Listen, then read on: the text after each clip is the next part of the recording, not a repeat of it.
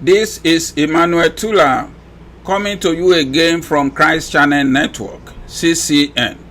In today's show, I would like to elaborate on the corruption going on in the Nigerian Custom Service.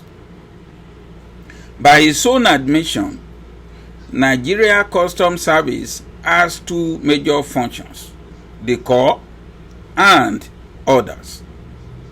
The core functions, which are just two, are collection of revenue, that is, import and excise duties and accounting for same, and prevention and suppression of smuggling. But the Nigerian Custom Service have been more of bribe collection than revenue collection. Accounting for revenue collection is also out of question. Although, over the last few years, this service has regularly declared a figure in the realm of trillions of naira as an annual revenue generation for the Nigerian government. Though there are no documents in public domain by which the service can be held account, and by my own experience in clearing my own containers from the Tinkan Island post, nothing has changed, despite the president ordered probe of all revenue generating agencies, including this custom, because the deep state is more powerful than the Buhari government. If Buhari administration failed at the end of his term, it failed because of Nigerian deep state over the years. The accusation of unwarranted influence, whether sought or unsought. So has custom been preventing and suppressing smuggling? Surely not to the extent that it can, because inspection officer will only look at the container. They will collect bribe, open and collect bribe, and move on to the next container. There can be watertight blockade against the smuggling of illicit goods or even arms into the country, as you will find in my own experiences of importing containers containing hospital equipment to Nigeria. So money flows up the chain of command through the informal but widespread system of return, in which subordinates pay their superiors a portion of the money they make from bribe and extortion from the importers. So subordinates often pay their superiors to be assigned to position where they have ample opportunity to extract money from the public and the importers. So superior officers frequently set monetary targets for subordinates assigned to this lucrative post, and they remove those who fail to meet their targets.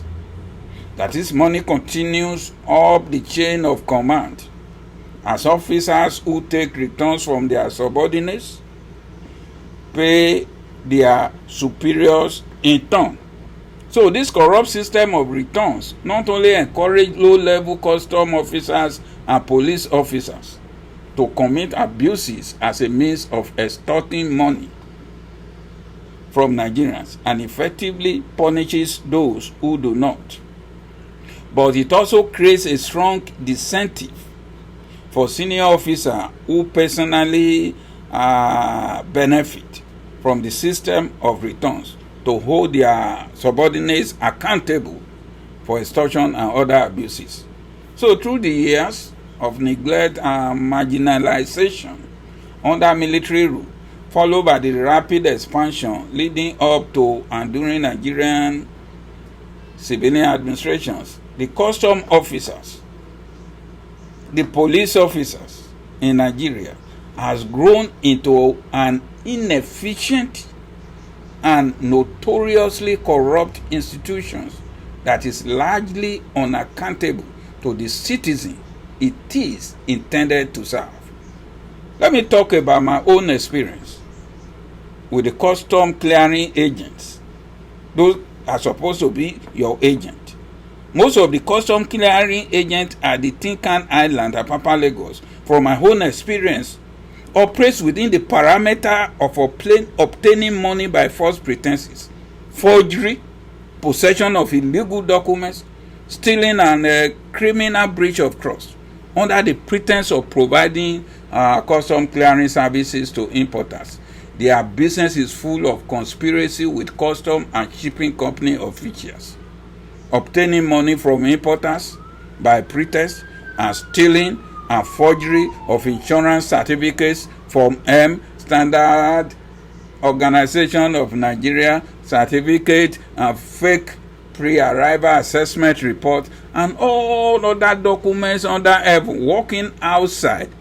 You think they're working for you, but they are working as agents of the insider government officials.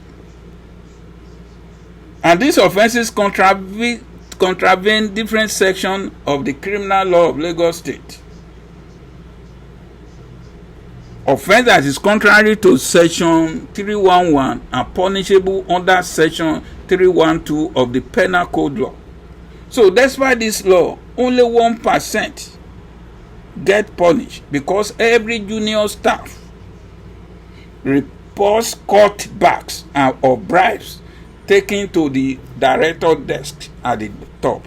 So the clearing agents operate with the fraudulent act by procuring the execution of a valuable document to clear container at Tinkan Island Port, Apapa, Lagos, and the directors of custom knows how the system works over the years. All the new director sent to that place will always come in and continue to write this new accusation of unwarranted influence unsought, and since he have become part of the deep state, he cannot stop the system from running, since it generates needed revenue for the government of the day, and is generating income to him too as the director. So the deep state crime of extortion from Nigerian, therefore, is tolerated by the government of the day, because they are agents of revenue collection for the government of the day. They are untouchable, so they collect for government and collect for themselves too. So the government tell them, get your own bribe and come give me, the government, my own fees. A 2,000 years old Roman system of revenue collection, operated by Matthew in the Bible. That is, collect your own, bring it to the Roman government, and take the rest. So underlying many of these abuses is a circle of corruption driven by senior custom and police officers who siphon funds at the top and enforce a scheme of collecting illicit return from the money extorted by junior officer at the Tinkan Island port, clearing goods to Nigeria. Even the private-public partnership scheme is full of corruption too. When you look at the seafarers ports and cargo, or the shipping line, most shipping lines are owned by foreigners. And since Nigeria is an import-dependent country, importers are left at the mercy of foreign-owned shipping line. They have their headquarters, they're controlling everything from their headquarters. So this is what they do. So the moment the ship bearing your goods bars, that is got to Lagos, so the shipping line immediately send you a mail that you must clear your goods within 3 days. They expect you to clear within 3 days. Meanwhile, it will typically take 4 to 7 days for your container to be moved from their ship to the block stocking. So where all containers are first kept. Imagine a ship may have 1,000 containers inside the ship. So imagine if you only have one container among these 1,000 containers they brought, and yours is the last 50. It will arrive at the block stocking earlier than the 4th day.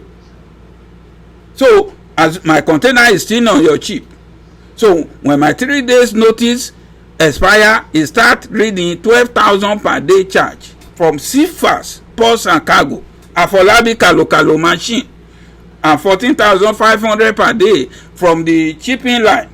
So that is a total of 26,500 per day charge on me for the next 21 days until my agent will come to me and say, we have completed your fake document to get before the custom issue an official assessment fee. And when the custom issue assessment fee, that's over 500,000, just to pay just because of the delay from the shipping line companies for a fault of not my own delay. So the consequences is that as early as the 4th day, importers are already being charged for demurrage, which means that before my clearing agent got the documentation process complete for custom, shipping company is charging me 14,500 naira per day demurrage, while Cifas, Afolabi, Port and Cargo is charging me 12,000 naira per day, so making a total of 26,500 per day.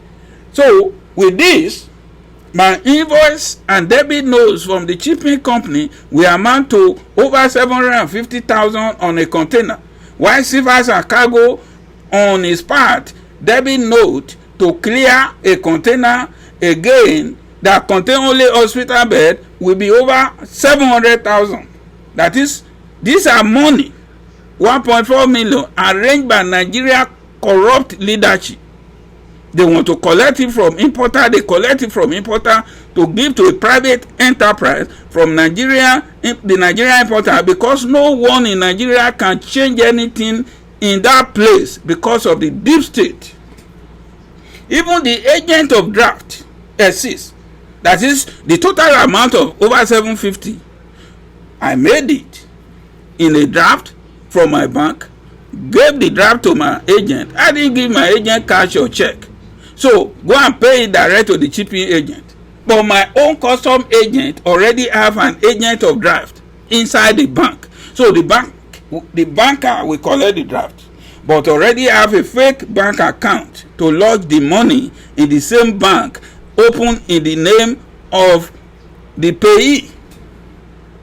So that is, you issue a draft of 750,000 naira on a shipping company name, the agent of draft already have a duplicate account open on the same shipping company name. So put your draft in its own duplicate account and pay, and will now withdraw later and issue another draft correct amount of 450,000 to the shipping company. Then the agent of draft will share the difference of 300,000 with your own custom agent, and you will go away. Hope the shipping agent charge you 750,000 from you, since you received the invoice 750,000 and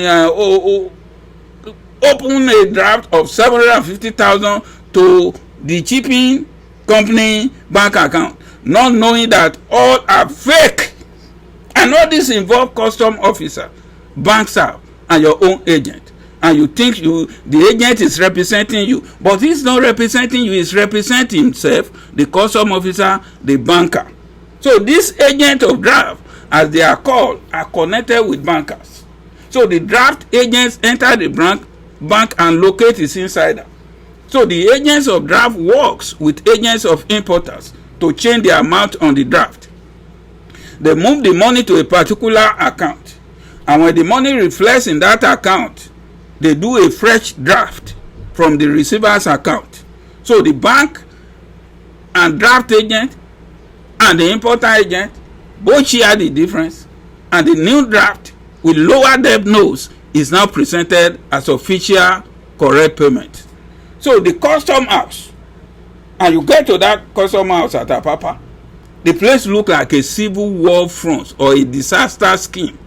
They are everywhere. Everybody is everywhere, going in and out around the custom house, negotiating bribes with uniform custom officer. Everywhere is like a civil war.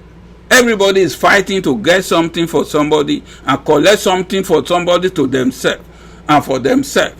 So the agents know how to bargain for waivers with the custom officer, even when the importer is due for that deduction. But the agent, in collusion with staff of the custom there, will never give the waiver back to the importer, but they will share the difference with the government insider. This is one of the secrecy shrouding business activities at the Nigerian Custom Service. So the shipping company, the like of Cifas Ports and Cargo, continues to inflate the cost of container clearing at Tinkan Island Port, Lagos, Nigeria, under the nose of Buhari government, who came in there shouting change, change, change. But Buhari government sit down there at Aso Rock, expect foreign investors, successful Nigerians in diaspora to come to Nigeria to effect a change in the Nigerian economy. And the inflated cost of importation of goods to Nigeria by importer is simply based on the activities of the shipping companies, the likes of Seafarers Ports and Cargo, where they store the container, and the activities of the bribe going on in the Nigerian Custom Service. So the federal government of Nigeria have thus far lacked the political will to address these structural problems, follow through on reform initiatives of the past, and implement effective custom oversight and accountability in Nigeria.